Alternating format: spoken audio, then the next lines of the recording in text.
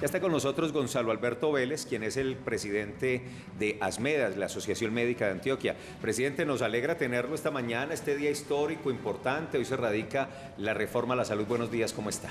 Buenos días, Felipe, Paula, Andrea, Juan. Me alegra mucho estar con ustedes compartiendo este proyecto tan importante para el país. Creo que de todas las reformas es una de las que tiene un mayor calado y mayor interés para todos los colombianos y para todos los residentes en el país. Digamos que nos anticipamos un poquito, tal vez esta conversación ya con el texto en la mano sería más conveniente, pero sí vale la pena saber ASMEDAS qué está esperando de esta reforma y cómo ve todo este escenario que ha sido muy debatido y muy polémico. Unas horas antes de radicarse ante el Congreso, ¿ustedes cómo ven la situación? La reforma propuesta por el Gobierno Nacional fundamentalmente no es una reforma desconocida para el país.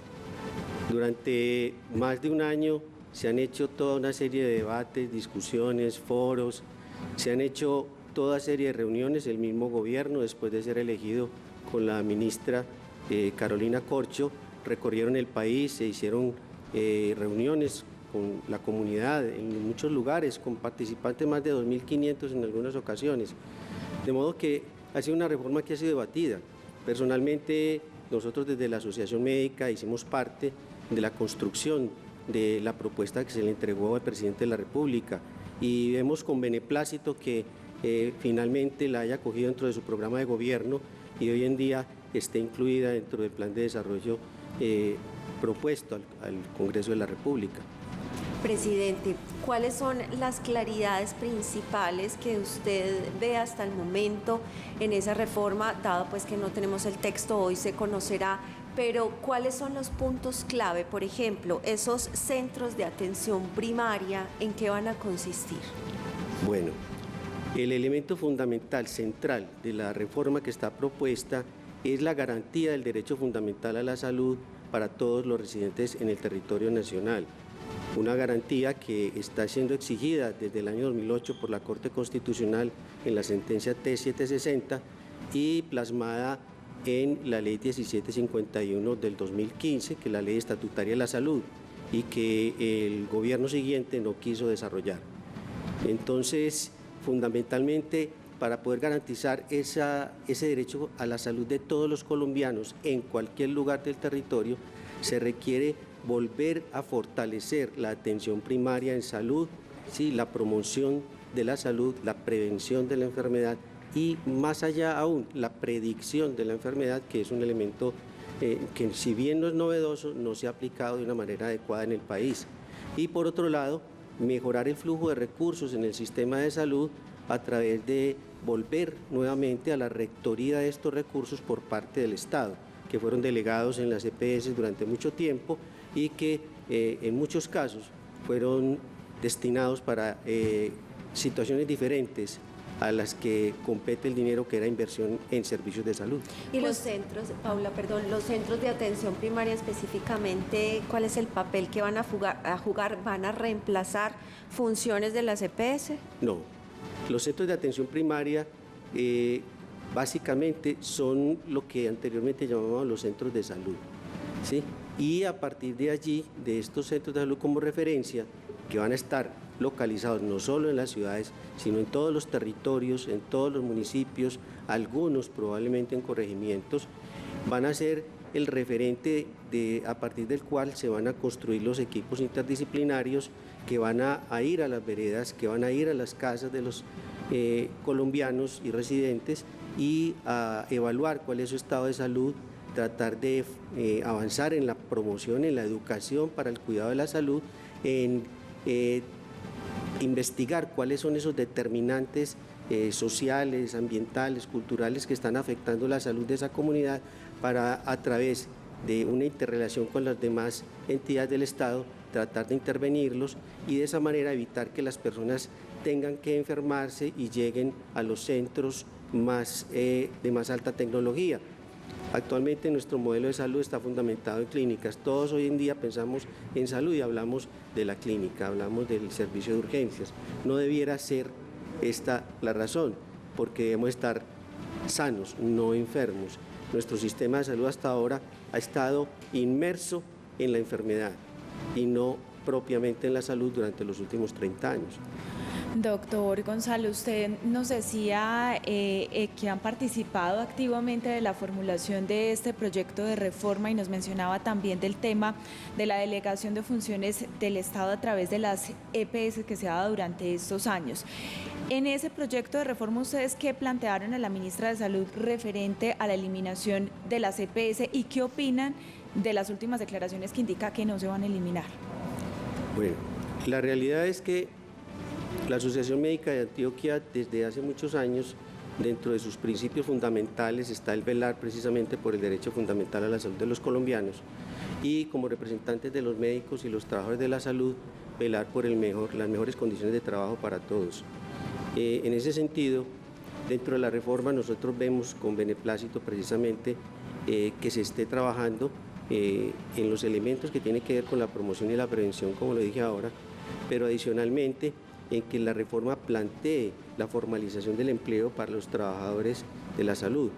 Estas fueron parte de las propuestas que nosotros llevamos y dentro de esas propuestas, obviamente, para poder avanzar con ellas, se requería intervenir el flujo de recursos en el sistema de salud. Era una noticia permanente en todos los medios que hospitales en quiebra, trabajadores de la salud sin salario, pacientes sin atender, tratamientos, quimioterapias negadas a los pacientes, etcétera, y eso se veía en los noticieros durante muchos años. Había que intervenir el flujo de recursos y por lo tanto una de las propuestas también que habíamos acompañado y presentado cuando se dio la discusión de este proyecto, de la construcción de este proyecto, fue precisamente que la intermediación que estaban haciendo las EPS de los recursos no debía continuar. Este elemento es fundamental para la reforma y debe continuar. Lo que plantea el gobierno es claro, la rectoría de los recursos continúa en manos del gobierno, las EPS podrán adaptarse al nuevo modelo sin ser intermediarios de los dineros de la salud, ¿sí? Básicamente en la organización de las redes integrales de servicios de salud que conforman todo el proceso de atención de una persona en el caso de que llegue a enfermarse y al mismo tiempo cómo pueden ellos contribuir a la construcción de estos centros básicos de atención y de estos grupos interdisciplinarios que van a ir a todas las regiones, tanto las ciudades como las más apartadas, que son la prioridad también, tengo entendido, de este gobierno.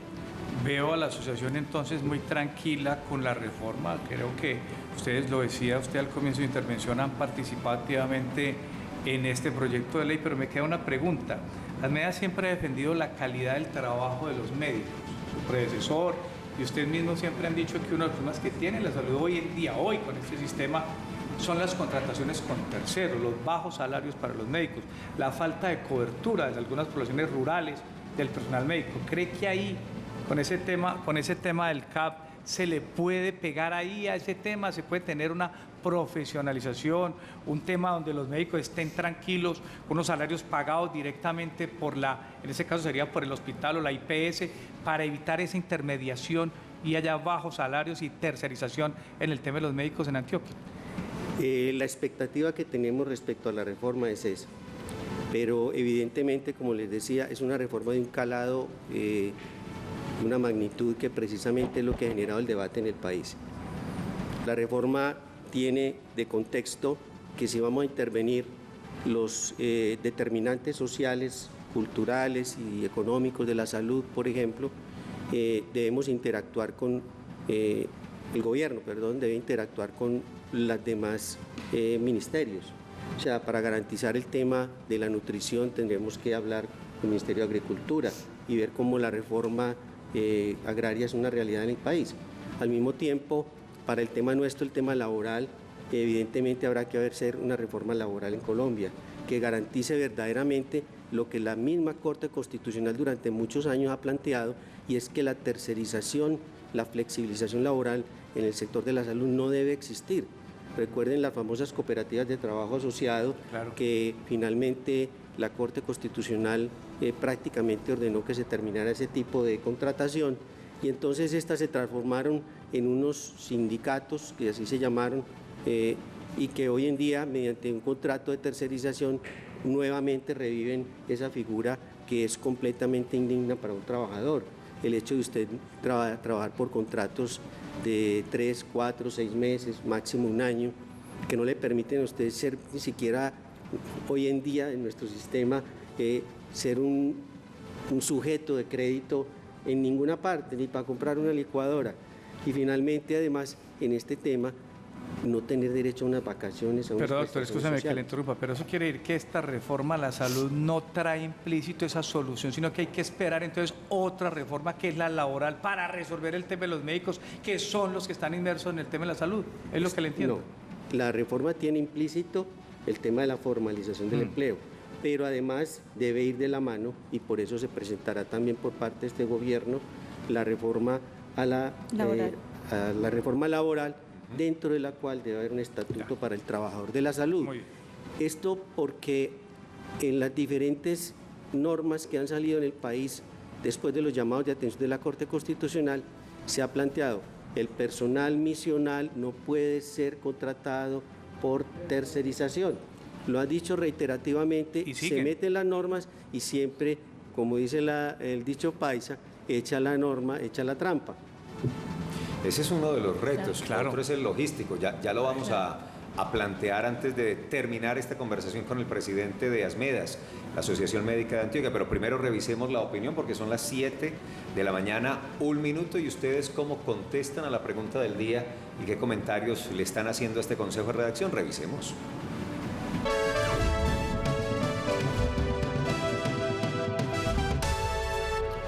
¿Cree que las marchas a favor o en contra del gobierno de esta semana, 14 y 15 de febrero, lograrán incidir en las decisiones que tomará el Congreso con las reformas? En Twitter dice no el 71,8%, pero dice sí el 28,2%.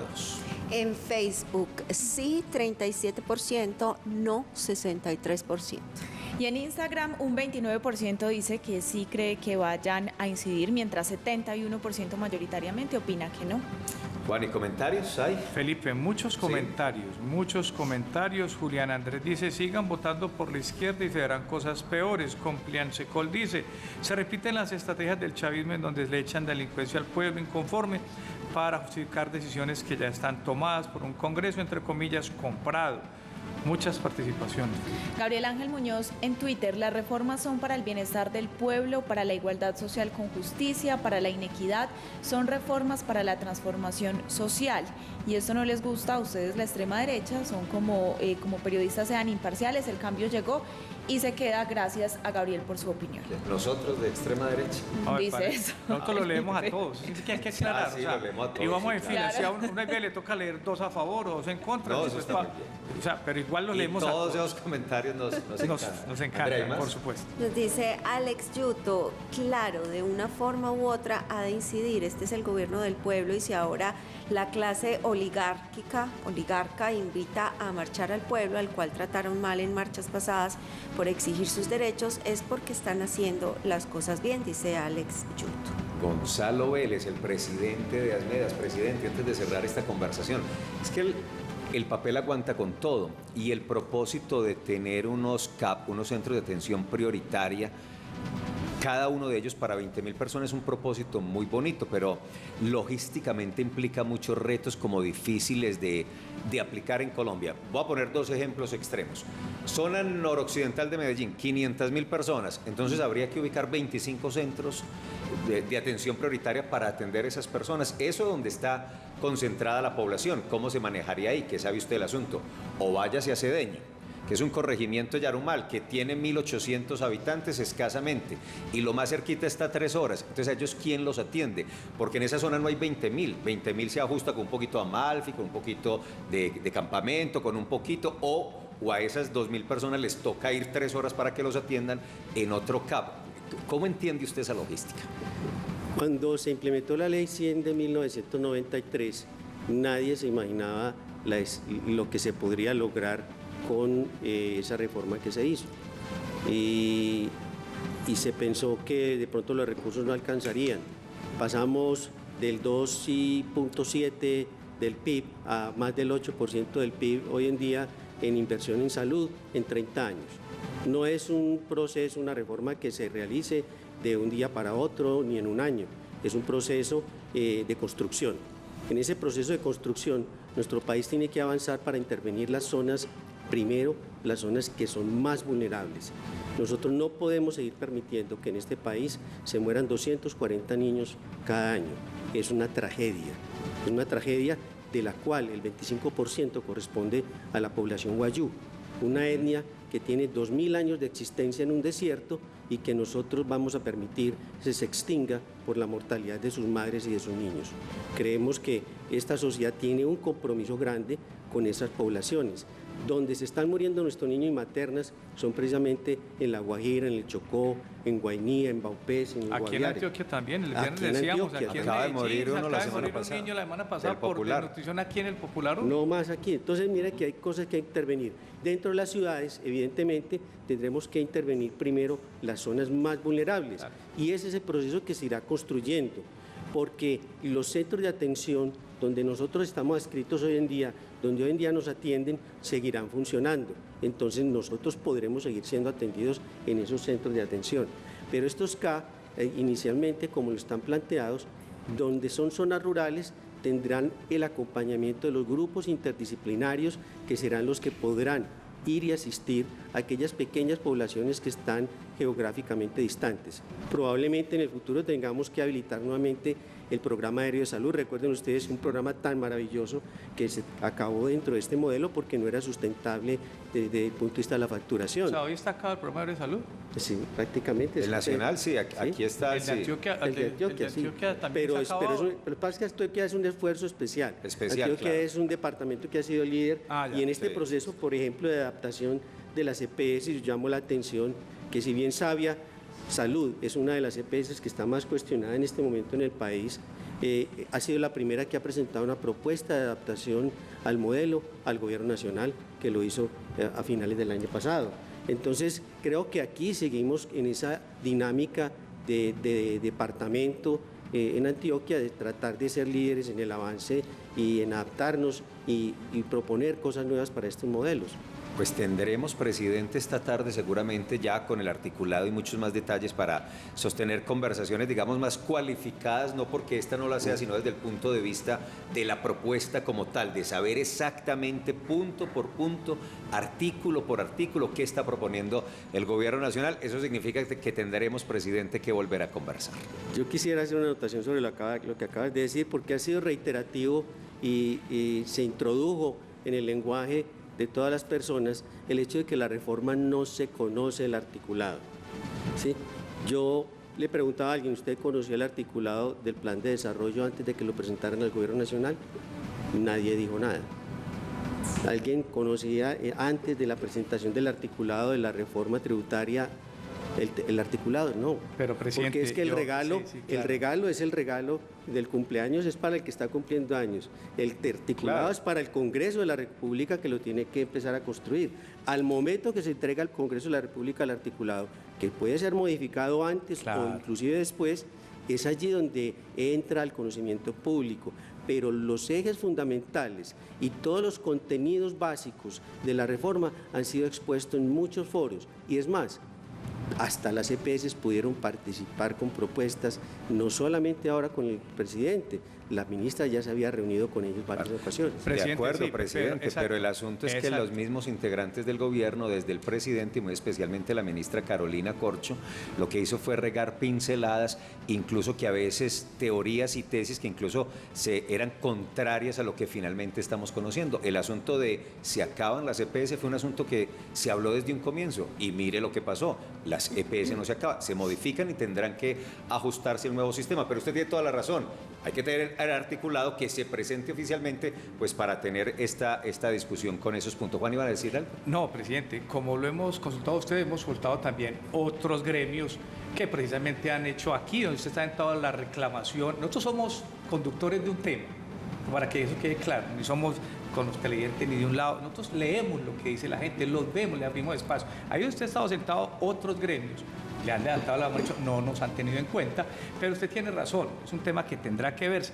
Decía Felipe un tema, es que a diferencia del Plan Nacional de Desarrollo, no se crearon unas expectativas de tiempo atrás, ni por parte de la ministra ni por el presidente, tan interesantes, ni tan difíciles, ni tan disímiles como las que hoy tenemos. Usted lo dice claramente, habría que esperar frente al que le toca. Al que le toca es al legislador. ¿Quién es? El Congreso de la República, recibir una reforma. Y estamos pendientes, por eso le invitamos a usted y estaremos pendientes con usted otra vez para venir a que la gente entienda qué va a pasar. Y como usted lo dice, es un tema de trámite. La ley 100 arrancó suave, arrancó de ceros. Y finalmente usted ve hoy tenemos una amplia cobertura y finalmente el modelo habrá que adaptarlo a unas realidades sociales de un país que necesita la salud, que necesita esa atención primaria. Usted tiene toda la razón. Muchas gracias. Mucho gusto. Gracias, presidente.